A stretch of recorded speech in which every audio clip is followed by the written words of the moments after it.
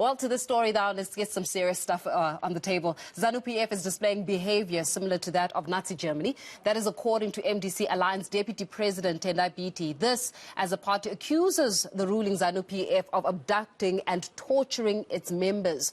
On Monday, the party's leader, Nelson Chamisa's convoy was attacked while out in the southern city of Masvingo to meet the community leaders there. So to discuss this matter further, as well as other political issues facing Zimbabwe, we are joined by Tendai Biti. Thank you so much for your time this evening, Mr. Biti. Talk to us a little bit about what exactly is happening in Zimbabwe.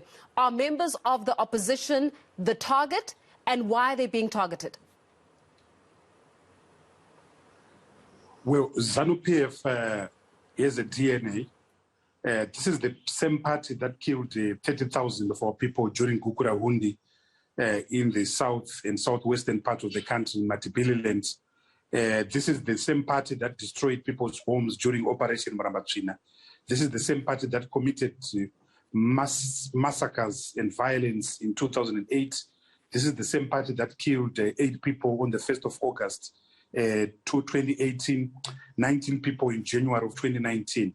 So the recent attacks on our president, on our party in Masvingo and elsewhere is just a reflection and a continuation of an incorrigible party that uses violence, fear and coercion to get whatever it wants. But you can't do that in this day and age. It's just ridiculous. 41 years after independence, and you have people that are being killed because of their political views. It's just absurd.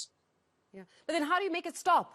You know, if you're saying that it's been continuing and it seems as though there's no end in sight for this, what must be done to make the violence and the alleged targeting of members of the opposition stop? Well, we Zimbabweans must play our part. We must be angry enough and say enough is enough.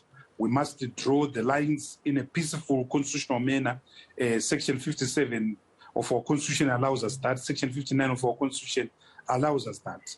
But international law must also come into our aid.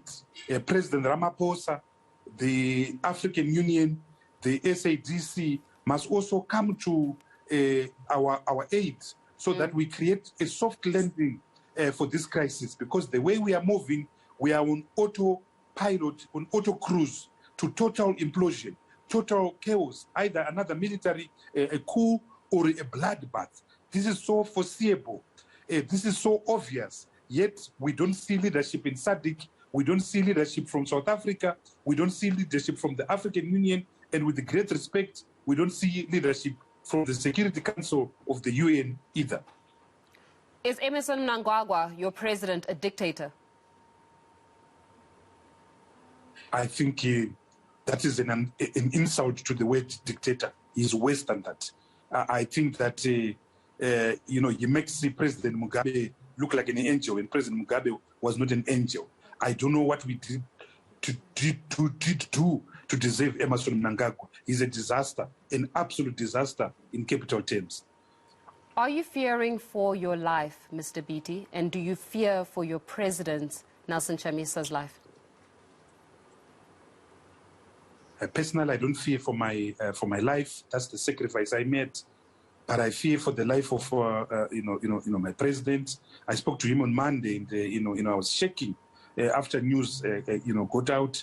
I fear for the lives of ordinary lives of Zimbabweans that have been battered and butchered, not just by violence, but 41 years of economic excavation, 41 years of economic delegitimization. Inflation right now is now over 100%. The parallel exchange rate is almost to over 300. So it's just wave after wave of crisis, wave after wave of pain. I don't know what we did to deserve ZANU-PF, but enough is enough.